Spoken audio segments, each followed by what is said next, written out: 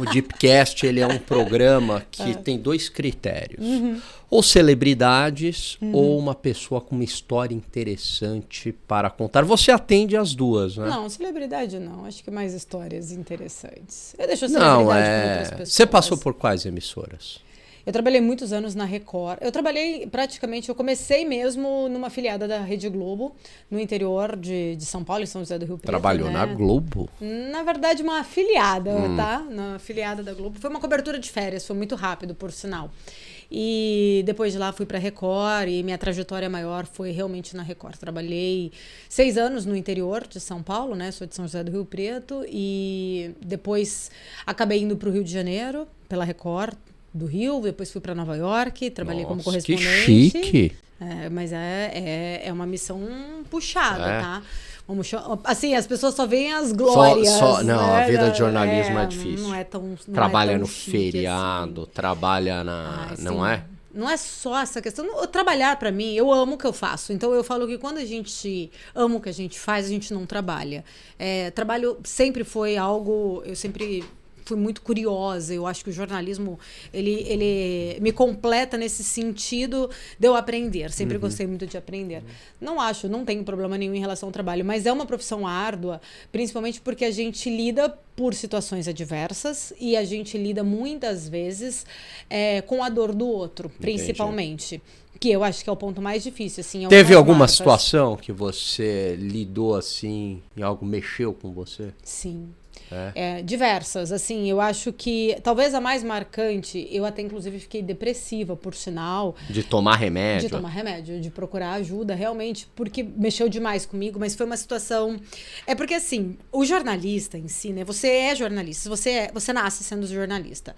Já nasce com o microfone na mão? Você falava muito na infância? Sempre, né? Você fala pra caramba, né? Depois até conto uma história minha da infância, mas assim, o jornalismo, é muito difícil separar, né? Chegar em casa e falar, olha, sou outra pessoa.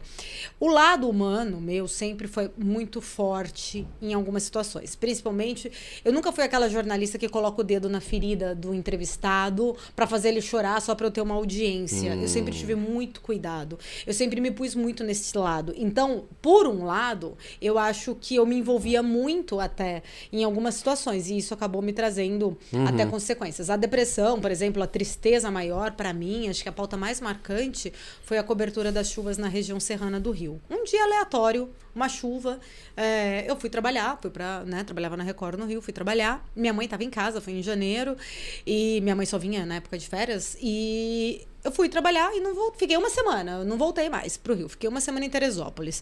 Paula, começou a chover, o mundo tá desmoronando e vai pra lá. Roupa do corpo, eu não tinha nada, eu fui de roupa do corpo e fomos pra lá.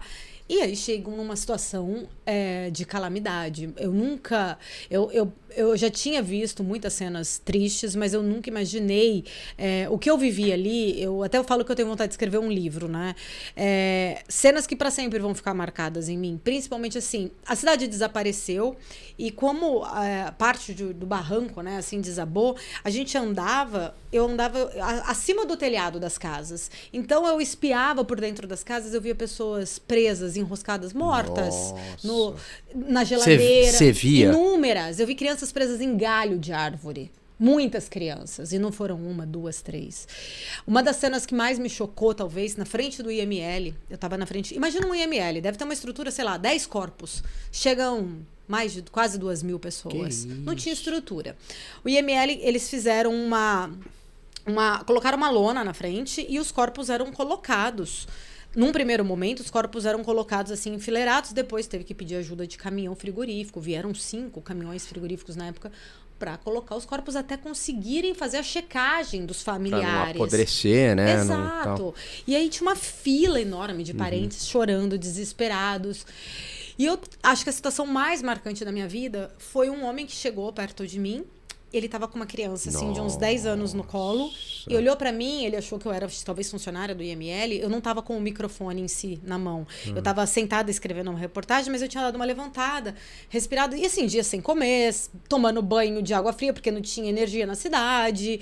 Não podia tirar a maquiagem, porque eu não tinha outra maquiagem. Enfim, né? Que loucura! Era e terrível. Aí, comida, como é que você fazia? Mal tinha comida. Isso era indo de menos. Mas assim, numa situação daquela, você nem pensa tipo, muito. Situação de guerra, mas né? aí esse rapaz chegou pra mim e falou assim: moça, eu tenho até emoção na hora de falar isso. Onde eu coloco meu filho? Eu olhei pra ele, eu não conseguia responder.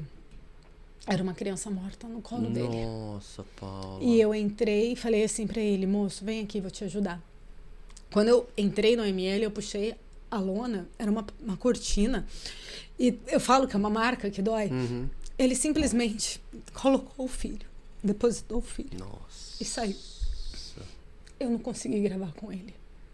O meu lado jornalístico não falou mais alto. Entendi. Eu nem contei para os meus chefes na época, porque eu ia tomar uma... Como você não ia ter feito essa pauta? Eu sentei nessa sarjeta, eu chorei umas 2 horas seguidas. Gente, que Umas 2 tragédia. horas. E dói eu lembrar, há 12 anos atrás isso. E me machucou muito, não só essa cena, mas de muitas pessoas, muitas famílias que choraram, que sofreram, que não tinham comida.